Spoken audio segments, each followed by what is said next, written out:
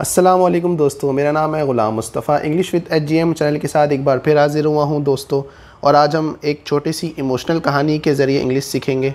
Emotional कहानी है, इसको देखेंगे और इसमें हम गाइस देखेंगे कि कैसे एक माँ ने गुस्से के बजाय समझदारी से काम लिया। और साथ ही साथ हम इसमें देखेंगे ग्रामर के टॉपिक, इसमें वोकेबलरी देखेंगे। और आपने इस वीडियो को जो है दोस्तों आखिर तक देखना है, इसमें से वोकेबलरी और ग्रामर को समझना है और दोस्तों में वीडियो को ज़रूर शेयर करना है दोस्तों, और कमेंट्स में मुझे बताना है कि आपको ये वीडियो कैसी लगी। तो दोस्तों स्टार्ट करते हैं बिना कोई बात की। स्टोरी का गाइस टाइटल आपको नज़र आ रहा होगा, स्टोरी का एन इनोसेंट मिस्टेक। एन वॉविल की वजह से लगा है, आई वॉविल है तो एन इनोसेंट मिस्टेक। इसका मतलब क्या होता है? इसका मतलब है कि एक अनजाने में कोई गलती हो जाना, मासूमाना गलती। वैसे तो उसका मतलब ये होगा एक मासूमाना गलती, मतलब वो गलती जो अनजाने में हो गई, करने का इरादा नहीं था गलती, लेकिन वो हो गई, गलती से मिस्टेक हो गई, यूँ कह सकते हैं आप। तो स्टार्ट करते हैं। द वेस, इसको वाज भी पढ़ते हैं और वेस भी पढ़ते हैं, ठीक है। इसका मतलब होता है गुलदान, ठीक है, एक गुलदान जो होता है फूलों का। द वेस in the middle of, in the middle of मतलब दरमियान में या बीच में, ये प्रीपोजिशन है। ऑफ द हाउस मतलब घर का जो गुलदान है, इसका मतलब है ऑफ द हाउस का मतलब घर का। वॉस ब्रोकन, वॉस देखे पास्ट की बात कर रहा है तो उसका मतलब होता है टूटा हुआ था। वॉस ब्रोकन, ब्रोकन मतलब टूटना और वॉस मतलब था। तो जो घर का गुलदान था घर के दरमियान में, वो टूटा हुआ था। समवन, समवन का मतलब होता है कोई शख्स या किसी ने, ठीक है, कोई शख्स या किसी ने। हैड नॉक्ड डाउन, ये मैंने कुछ वर्ड्स बोल्ड किए हैं ताकि आप लोगों को अच्छे से वोकेबलरी समझ में आए। अच्छा, नॉक डाउन का क्या मतलब होता है? गिरा दिया, ठीक है। तो हैड नॉक डाउन मतलब गिरा दिया था, पास्ट की बात हो रही है, पास्ट परफेक्ट है ये, कंप्लीट एक्शन। द फैमिलीज वैस, अच्छा द फैमिलीज वैस मतलब जो फैमिली का गुलदान है, यूँ समझे जो घर का जो गुलदान है फैमिली का, वो किसी ने गिरा दिया था। द मॉम मतलब माँ, मॉम कहते हैं अम्मी को, माँ को। वॉस थी। फ्यूरियस, फ्यूरियस मतलब बहुत ज़्यादा गुस्से में थी या नाराज़ थी, ठीक है। तो अम्मी बहुत ज़्यादा गुस्से में थी, इसका मतलब ये होगा द मॉम वॉस फ्यूरियस, अम्मी बहुत ज़्यादा गुस्से में थी। शी हैड ट्रेजर्ड, इसको पढ़ते हैं ट्रेजर, इसका मतलब होता है कोई कीमती चीज़, ठीक है। शी हैड ट्रेजर, ट्रेजर मतलब होता है कीमती, तो उसको क्या, शी हैड ट्रेजर, उसको कीमती समझा था। दैट वैस, वो गुलदान मतलब वो जो गुलदान था वो कीमती समझा जाता था, समझा था। एंड वॉस अपसेट, और वो उदास थी। वॉज अपसेट, उदास थी। दैट, दैट का मतलब होता है के, दैट क्योंकि। इट वॉस नाउ ब्रोकन, क्योंकि अब वो टूटा हुआ था। नाउ मतलब अभी, अब वो ब्रोकन मतलब टूटा हुआ। तो उसका फुल मीनिंग क्या होगा? उन्होंने उस गुलदान को बहुत कीमती समझा था और अब वो टूटा हुआ था, इस वजह से वो क्या थी, उदास थी। मतलब अपसेट मतलब उदास। और ट्रेजर का मतलब होता है बहुत कीमती समझा था उसको, कीमती समझना, कोई चीज़ कीमती होना। शी डिड नॉट नो, वो नहीं जानती थी, ठीक है, उसे नहीं पता था, इसका मतलब होता है डिड नॉट नो, नहीं जानती थी। नो मतलब जानना। Who broke it, broke it मतलब टूटा हो, टूटना, किस मतलब वो नहीं जानती थी किसने उसे तोड़ा। हु किसने, ब्रोक इट उसे तोड़ा। सिंस क्योंकि, यहाँ मतलब यहाँ सिंस का मतलब है क्योंकि, क्योंकि शी वॉस वो थी, नॉट होम वो घर पर नहीं थी, ठीक है। नॉट एट होम पास की बात हो रही है। दैट डे, दैट डे मतलब उस दिन वो घर पर नहीं थी, तो उसे नहीं पता था किसने उसे तोड़ा, वास को, क्योंकि उस दिन वो घर पर नहीं थी। तो इसकी ये फुल मीनिंग है इस सेंटेंस की। द ओनली टू पीपल, सिर्फ दो लोग, सिर्फ दो लोग, वो वहाँ मतलब दो लोग वहाँ पर थे। हु वर होम, जो के थे, वर होम मतलब सिर्फ दो लोग वहाँ पर थे। कौन कौन थे वहाँ पर दो लोग? वर हर डॉटर उसकी बेटी, वायलेट, वायलेट उसकी बेटी एंड सन और उसका बेटा हैरी। मतलब सिर्फ 2 लोग वहाँ पर थे घर पर, वो उसकी बेटी और वायलेट और बेटा हैरी थे। शी आस्क देम, उसने क्या किया, उनसे पूछा। शी आस्क देम, उसने उनसे पूछा। हु ब्रोक, हु ब्रोक किसने तोड़ा, द वेस मतलब गुलदान किसने तोड़ा, उसने उनसे पूछा। Both of them were quite, both of them का मतलब होता है दोनों, वर मतलब थे, क्वाइट मतलब चुप, मतलब दोनों चुप थे। Both of them were quite, चुप थे। दे रिफ्यूज्ड, उन्होंने इनकार किया। रिफ्यूज़ मतलब होता है इनकार करना, मैंने बोल्ड किया हुआ है, ठीक है। उन्होंने इनकार किया टू आंसर, जवाब देने से, टू आंसर जवाब देने से। ये इन्फिनेटिव है, टू के बाद हमेशा फर्स्ट फॉर्म वर्ब की आएगी तो इन्फिनेटिव कहलाता है। और दे रिफ्यूज्ड हमारा पास्ट सिंपल टेंस है, ठीक है। उन्होंने इनकार किया जवाब देने से इन fear of, in fear of मतलब डर की वजह से। फियर मतलब होता है डर, डर, डर की वजह से उन्होंने इनकार किया। इन fear of getting in trouble, getting in trouble मतलब मुसीबत में फंस जाना, ठीक है। ट्रबल मतलब होता है मुसीबत, ठीक है। तो उन्होंने जवाब देने से इनकार कर दिया, दे रिफ्यूज टू आंसर, क्योंकि वो मुसीबत में फंसने से डरते थे। इन fear of getting in trouble, क्योंकि वो डर रहे थे कि वो कहीं मुसीबत में ना फंस जाए। शी थ्रेटन, अच्छा थ्रेट के बाद देखें NED लगा है, थ्रेटन मतलब ये सेकंड फॉर्म है, पास्ट सिंपल है, ठीक है, पास्ट टेंस है। तो शी थ्रेटन, उसने धमकी दी। शी थ्रेटन, उसने धमकी दी। टू पनिश मतलब सज़ा देना, सज़ा देने की उसने धमकी दी। पनिश मतलब होता है सज़ा देना। बोथ ऑफ देम मतलब दोनों को। If they did not give, if they did not give her an answer, if they did not give, इसका क्या मतलब है, अगर उन्होंने नहीं दिया, if they did not give अगर उन्होंने नहीं दिया हर एन आंसर, उसका आंसर, तो उसने धमकी दी कि वो दोनों को सज़ा देगी क्योंकि वो जवाब नहीं दे रहे थे। दे बिगेन, दे बिगेन, उसको बिगन भी पढ़ते हैं, बिगेन भी पढ़ते हैं। तो दे मतलब उन्होंने, वो बहुत सारे, बिगेन टू ब्लेम इल्ज़ाम देना शुरू कर दिया। ईच अदर एक दूसरे के ऊपर उन्होंने इल्ज़ाम लगाना शुरू कर दिया। ब्लेम मतलब होता है इल्ज़ाम लगाना। दे बिगेन उन्होंने शुरू किया। दे बिगेन टू क्या शुरू किया, टू येल, येल मतलब होता है चीखना शुरू कर देना, ठीक है, चीखना। तो उन्होंने चीखना शुरू कर दिया। एंड टेल देयर स्टोरीज और अपनी कहानियाँ बताना शुरू कर दी इन्होंने, दोनों ने। एट द सेम टाइम एक ही वक्त में, एट द सेम टाइम एक ही वक्त में। एंड टेल देयर स्टोरीज कहानियाँ बताना। शी टोल्ड, टेल की सेकेंड फॉर्म है told, each to explain their sides. She told उस हर एक से कहा, मतलब उसने, शी टोल्ड उसने कहा, ईच हर एक से, टू एक्सप्लेन मतलब वो बताएं, वो वजाहत करें बात की। देयर साइड्स मतलब अपनी अपनी तरफ से, मतलब अपनी अपनी तरफ से बात को बताएं। वायोलेट एक्सप्लेन, अभी देखें एक्सप्लेन सेकंड फॉर्म है एक्सप्लेन की। तो वायोलेट ने क्या एक्सप्लेन किया, मतलब वायोलेट ने बताया। एक्सप्लेन का मतलब होता है बताना। दैट के दे वर प्लेइंग वो खेल रहे थे। दे वर प्लेइंग पास्ट कंटिन्यूस की बात हो रही है। दे वर प्लेइंग वो खेल रहे थे। टैग, टैग टैग गेम को बोलते हैं। वो टैग मतलब वो गेम है जो हम खेलते हैं कि टच करने वाला, छूने वाला गेम होता है ना। जैसे मैंने आपको छुआ, अब आपकी बारी है, आप मतलब टैग कहलाएंगे। अब आप किसी को छुएंगे तो फिर वो टैग हो जाएगा। तो इस तरह से, तो देवर प्लेइंग टैग, वो गेम खेले थे टैग। एंड हैरी, जो हैरी है टैग्ड, उसने टैग किया हर, उसे। While pushing her at the same time. अब हैरी जो है उसने टैग, अब इसका देखिए मतलब, हैरी टैग्ड हर मतलब हैरी ने उसे टैग किया। ये पास्ट सिंपल है, हैरी टैग्ड हर, उसने टैग किया मतलब उसने उसको छुआ।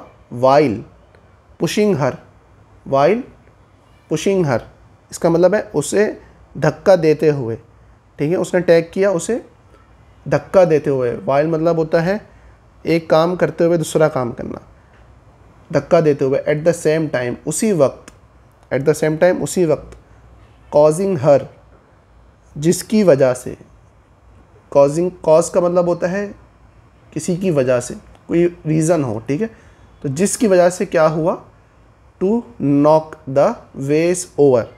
टू नॉक द वेस ओवर का मतलब होता है गुलदान गिर जाना, मतलब जो गुलदान है वो गिर गया। टू नॉक द वेस ओवर, गुलदान जिसकी वजह से गिर गया। मतलब इसकी आप इस सेंटेंस की पूरी मीनिंग देखें यहाँ से लेकर यहाँ तक। इसकी मीनिंग बनेगी, वायोलेट ने बताया कि वो टैग गेम खेल रहे थे, एक्सप्लेन किया उसने कि वो टैग गेम खेल रहे थे, और हैरी ने उसे टैग किया। तब जो हैरी है उसका बेटा, उसने टैग किया उसकी बेटी को, जबकि उसे धक्का भी दिया साथ साथ। वाइल पुशिंग हर, उसके साथ साथ उसने धक्का भी दिया। एट द सेम टाइम, उसी वक्त। जिसकी वजह से, कॉजिंग, जिसकी वजह से गुलदान गिर गया। हर टू नॉक द वेस ओवर, जिसकी वजह से गुलदान गिर गया और टूट गया। हैरी एक्सप्लेन, अब हैरी ने बताया कि दैट, इसका मतलब होता है कि, क्या बताया, वायोलेट ट्राइड, जो वायोलेट है मतलब जो उसका बेटा है और उसकी बेटी है वायोलेट, ट्राइड, वो उसने कोशिश की, ट्राई की सेकंड फॉर्म में ट्राइड, उसने कोशिश की, क्या कोशिश की, टू डॉच, ये भी एक वर्ड है डॉच, इसको पढ़ते हैं डॉच, टू डॉच हिज टैग। अच्छा, डॉच के क्या मतलब होते हैं कि किसी चीज़ से बचना। जैसे आप एक जगह खड़े हुए हैं सड़क पर और गाड़ी ज़ोर से आ रही है आपके सामने, सारा आप एकदम साइड में हो जाए, तो इसका मतलब होता है बचना। तो टू डॉच, वो बची, हिज टैग मतलब उसके छूने से उसने बचने की कोशिश की, ठीक है। एंड हिट द वेस, और क्या हुआ कि वो गुलदान से टकरा गई जाके, उसने, वो जैसी बची होगी उसे हिट करने से, तो वो गुलदान से टकरा गई, इस वजह से गुलदान जो है वो टूट गया था। There was no way, there was no वे, इसका मतलब होता है कोई तरीका नहीं था। देयर वॉज नहीं था, नो वे मतलब कोई रास्ता या कोई तरीका नहीं था। फॉर द मॉम मतलब माँ के लिए, कोई अम्मी के लिए जानने के लिए इसके अलावा कोई तरीका नहीं था। टू टेल अम्मी, to tell who was actually right, कि असल में सही कौन है और गलत कौन है, इसके अलावा कोई, मतलब माँ के पास तरीका नहीं था कि to tell who was actually right, कि कौन असल में सही है। अच्छा, मैं आपको इसमें कुछ वोकेबलरी दोबारा से रिपीट कर देता हूँ, उसकी मीनिंग, ताकि आप लोगों को आसान रहे, ठीक है। और उसकी टाइप भी बता देता हूँ वो वर्ड कौन सा है। अब देखें यहाँ एक वर्ड है थ्रेट, ये देखें थ्रेट, ये थ्रेट वर्ड है, ये वर्ब है, वर्ब, इसकी पास्ट, ये पास्ट में यूज़ हुआ है, थ्रेट के साथ ईडी लगा हुआ है, तो थ्रेटन इसको पढ़ेंगे। इसका मतलब होता है धमकी, ठीक है, इसका मतलब होता है धमकी देना या धमकी। उसके अलावा एक वर्ड है पनिश, ये भी वर्ब है, इसका मतलब होता है सज़ा, ठीक है, सज़ा देना। उसके अलावा एक वर्ड है ब्लेम, ब्लेम का क्या मतलब होता है, इल्ज़ाम लगाना किसी के ऊपर, ठीक है, आप किसी के ऊपर इल्ज़ाम लगाएं तो ब्लेम उसको कहते हैं। और एक वर्ड है यहाँ पर येल, उसका मतलब होता है चीखना, उसको मैंने बोल्ड नहीं किया हुआ, ये रहा बोल्ड किया हुआ, इसका मतलब होता है कि आप चीखें, ज़ोर से चिल्लाएं, ठीक है। और टैग तो मैंने आपको बताया कि इसका मतलब क्या है, ये टैग, इसका मतलब होता है कि गेम, मतलब छूने वाला गेम, किसी को आप टच करें फिर वो आगे किसी को टच करें। और डॉच, ये मैंने बोल्ड नहीं किया, डॉच, इसका क्या मतलब है, इसका मतलब होता है बचना फ़ौरन, या वहाँ से कट लेना, ऐसे अपनी ज़बान में बोलें तो वहाँ से कटना या वहाँ से हट जाना फ़ौरन तरीके से। और एक वर्ड है यहाँ पर नोक ओवर, नोक ओवर का क्या मतलब होता है गिराना, नोक द वेस ओवर, ये पूरा एक वर्ड है, बट ये वर्ड जो है नॉक और ओवर, ये दोनों मिला के एक वर्ड है, बीच में वर्ब है, ठीक है। नाउन है बीच में, वेस नाउन है। तो नॉक ओवर इसका मतलब होता है गिराना, ठीक है, ये फ्रेजल वर्ब है, नॉक ओवर फ्रेजल वर्ब है। और एक्चुअली इसका मतलब होता है असल में, दरअसल, या असल में कौन सही है या कौन गलत है। एक्चुअली राइट या एक्चुअली रॉन्ग, कौन गलत है और कौन सही है, ठीक है। तो ये वर्ड्स भी मैंने आपको बता दिए। अब नेक्स्ट पैराग्राफ की तरफ चलते हैं दोस्तों, उसको थोड़ा मैं आपको एक्सप्लेन करता हूँ।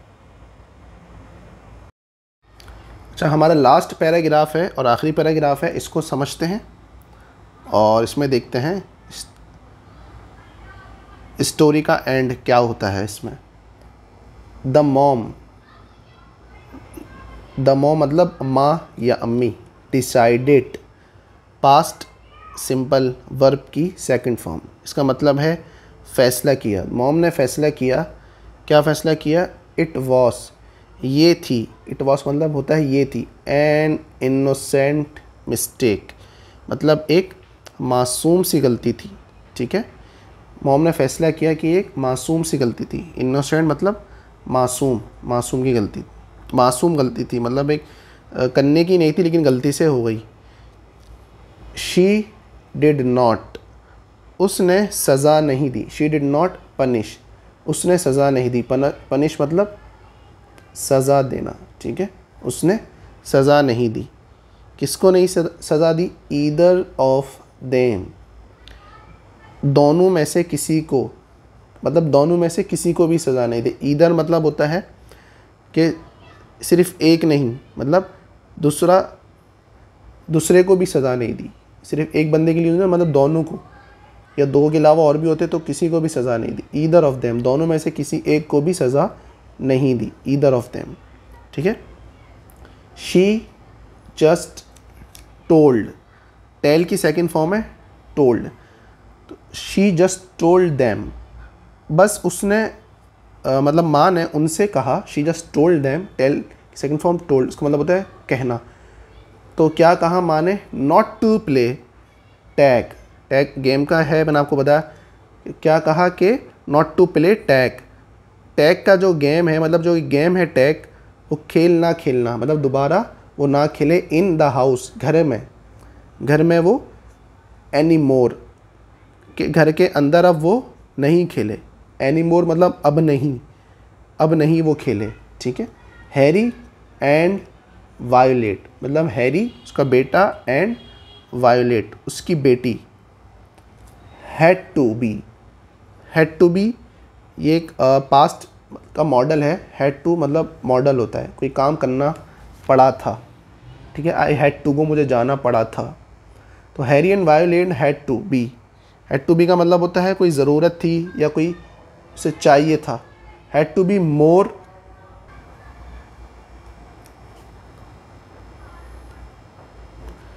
Harry and Violet had to be मतलब ज़रूरत थी या उन्हें चाहिए था, पास की बात हो रही है। बी मोर केयरफुल मतलब होता है बहुत ज़्यादा एहतियात। केयरफुल मतलब होता है एहतियात, मोर मतलब ज़्यादा, ठीक है। तो ज़्यादा एहतियात। नेक्स्ट टाइम मतलब अगली बार, नेक्स्ट टाइम मतलब अगली बार। उसका इस सेंटेंस का मतलब क्या हुआ? Harry and Violet had to be more careful next time, हैरी और वायोलेट को अगली बार ज़्यादा एहतियात करनी होगी, मतलब एहतियात करनी पड़ी थी या एहतियात करनी होगी, केयरफुल रहना होगा उन्हें। दे अपोलोजाइज का मतलब होता है माफ़ी मांगना। तो दे अपोलोजाइज, उन्होंने माफ़ी मांगी। टू देयर मॉम, उनकी अम्मी से, उनकी माँ से, ठीक है। ये पास सिंपल है। दे अपोलोजाइज जो है सेकंड फॉर्म है अपोलोजाइज की, ठीक है। ईडी लग गया है इसमें। They both felt terrible, feel की सेकंड फॉर्म है फेल्ट, ठीक है। तो दे बोथ फेल्ट टेरिबल, अब इसका मायने क्या है? दोनों को महसूस हुआ। दे बोथ दोनों को, फेल्ट महसूस हुआ, टेरिबल मतलब बहुत बुरा महसूस होना। फॉर अपसेटिंग हर मतलब उस की मदर के लिए यूज़ हुआ है, माँ के लिए। फॉर अपसेटिंग बुरा क्यों महसूस हुआ? क्योंकि उन्होंने नाराज़ करने के लिए, ठीक है, माँ को नाराज़ किया। अपसेटिंग मतलब होता है नाराज़ करना, किसी को नाराज़ होना। तो दोनों को बहुत बुरा लगा कि उन्होंने अपनी माँ को, अम्मी को नाराज़ किया। दे डिसाइड की सेकंड फॉर्म डिसाइडेड, ठीक है। दे डिसाइडेड, उन्होंने फैसला किया, पास्ट सिंपल है ये, दे डिसाइडेड, उन्होंने फैसला किया टू बी सुपर गुड, कि वो बहुत अच्छे बच्चे बने। टू बी मतलब बनना, टू बी सुपर गुड अच्छे बने बहुत ज़्यादा। एंड स्टार्टेड क्लीनिंग अप, और वो साफ़ करना शुरू करे। क्लीनिंग अप मतलब होता है साफ़ करना, स्टार्ट मतलब शुरू करना, ठीक है। द हाउस घर को, हाउस मतलब होता है घर, तो इसका मायने ये होगा कि उन्होंने फ़ैसला किया, they decide to be super good, कि वो बहुत अच्छे बच्चे बनेंगे। और started cleaning up the house, और घर को साफ़ करना शुरू किया उन्होंने, ठीक है। तो ये आज का हमारा दोस्तों लेसन था, आज की हमारी ये कहानी थी।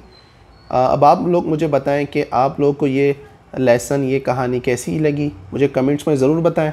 और वीडियो को दोस्तों में शेयर करें, चैनल को सब्सक्राइब करना ना भूलें। मिलते हैं इंशाल्लाह दोस्तों एक और अच्छी वीडियो के साथ। जब तक कि मुझे इजाज़त दीजिए, अल्लाह हाफ़िज़।